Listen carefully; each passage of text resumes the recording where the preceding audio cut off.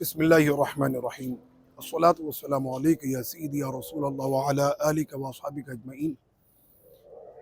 سرزمین انبیاء ملک شام کے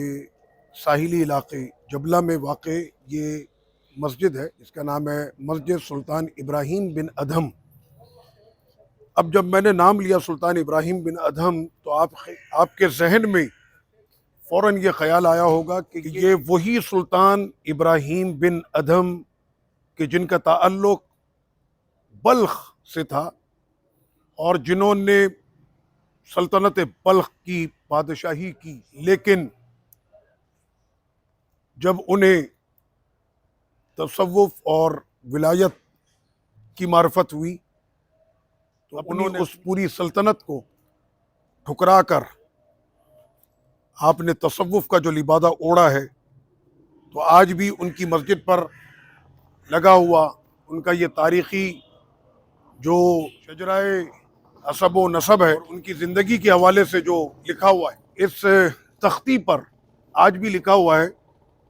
کہ یہ مسجد بلخ کے اس عظیم بادشاہ کی ہے کہ جس نے دنیا کی زینت کو ٹھکرا کر تصوف کا اس نے لبادہ اوڑھا، اور ولایت کا پھر وہ اتنا عظیم بادشاہ ہوا تصوف میں، ولایت میں، کہ نہ صرف یہ کہ دینی کتابوں میں آپ کا ذکر کیا جاتا ہے، بلکہ جو ہمارے نصاب کی کتابیں، 9ویں اور 10ویں جماعت کی جو کتابیں ہم نے اور ہمارے وہ طلبہ 9ویں اور 10ویں جماعت کے، انہوں نے بھی آپ کا ذکر پڑھا ہے۔ اور سیدنا سلطان ابراہیم بن ادھم بلخی رحمۃ اللہ علیہ وقت کا وہ ولی ہے کہ جسے ملنے کے لیے فرشتے آیا کرتے تھے۔ یہ انگریزی لٹریچرز میں نے آپ کا ذکر پڑھا کہ آپ سے ملاقات کے لیے جو ہے وہ فرشتے آیا کرتے تھے۔ سلطان ابراہیم بن ادھم بلخی رحمۃ اللہ علیہ کہ کس طرح سے آپ کی زندگی میں ایک تبدیلی آئی، اور اتنی بڑی تبدیلی، یہ بڑا مشہور واقعہ ہے اور آپ نے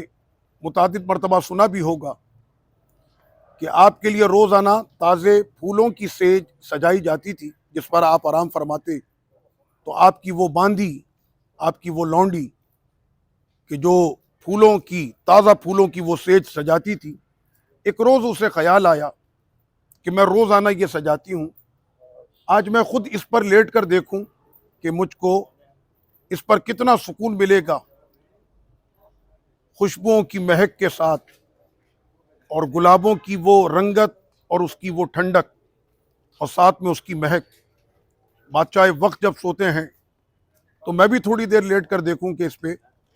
مجھے کتنا لطف ملتا ہے، اور وہ وہاں پر لیٹتی ہے اور اس کی آنکھ لگ جاتی ہے، اور اتنی دیر میں بادشاہ وقت واپس آ گئے، اور انہوں نے جب دیکھا کہ میری لونڈی یہاں پر لیٹی ہوئی ہے، فوری طور پر انہوں نے جلاد کو بلایا اور حکم دیا کہ اسے 100 کوڑے مارے جائیں۔ تو اب وہ لونڈی کہ جس کے لیے 100 کوڑے کا حکم ہو گیا صادر، کہ تیری جرت کیسے ہوئی کہ تو بادشاہ وقت کے بستر پر لیٹ جائے، عوام یہ تماشا دیکھنے کے لیے کہ آج سزا نافذ ہوگی اور کوڑے لگیں گے، تو جب اس باندی کو، اس لونڈی کو پہلا کوڑا پڑتا ہے تو وہ تکلیف سے پھوٹ پھوٹ کر رونے لگی، لیکن جب اسے دوسرا کوڑا پڑا تو پھر وہ ہنسنے لگی۔ سلطان ابراہیم بن ادھم بلخی رحمۃ اللہ علیہ نے فرمایا ٹھہر جاؤ جلاد کو، اور اپنی اس لونڈی سے پوچھا کیا بات تھی کہ پہلے کوڑے پر تو رونے لگی اور دوسرے کوڑے پر تو ہنسنے لگی؟ تو اس نے بڑے اطمینان اور تحمل کے ساتھ جواب دیا کہ بادشاہ سلامت، جب مجھے پہلا کوڑا پڑا تو مجھے بہت تکلیف ہوئی، شدت کرب سے اور تکلیف سے میں رونے لگی، لیکن جب میں دوسرا کوڑا مجھے پڑا تو مجھے ہنسی اس بات پر آ رہی ہے کہ کہ تھوڑی دیر کے لیے آج میں صرف اس پھولوں کی سیج پر لیٹی تو مجھ کو جو ہے وہ 80 کوڑوں کی یا 100 کوڑوں کی مجھ پر سزا جو ہے اس کا حکم صادر کیا گیا، تو پھر مجھے یہ بتائیں بادشاہ سلامت کہ جو ساری زندگی پھولوں کی اس سیج پر سوتا آیا ہے اس کو کتنے کوڑے پڑیں گے۔ یہ وہ جملے تھے لونڈی کے کہ جس نے آپ کے وجود پر ایک کپ کپی طاری کر دی، خوف خدا سے آپ کے جسم پر، آپ کے ذہن پر ہے، آپ کے وجود پر جو ہے وہ ایک کپ کپی سی طاری ہوئی، اور اسی وقت آپ نے اپنی سلطنت کو خیرآباد کیا، اور پھر آپ نے وہ بادشاہی لباس بھی اتار دیا اور اس کی جگہ پر ٹاٹ کے کپڑے، اور دنیا کو ترک کر کے آپ ایسے دور ہوئے کہ آج کئی سو سال گزر جانے کے بعد بھی پوری دنیا سلطان ابراہیم بن ادم بلخی رحمۃ اللہ علیہ کو ملک شام کے علاقے جبلہ میں سلامی پیش کرنے کے لیے آتی ہے۔ اور جس وقت میں آپ نے سلطنت کو چھوڑا تھا تو آپ کے ساتھ آپ کے جو وزیر اعظم تھے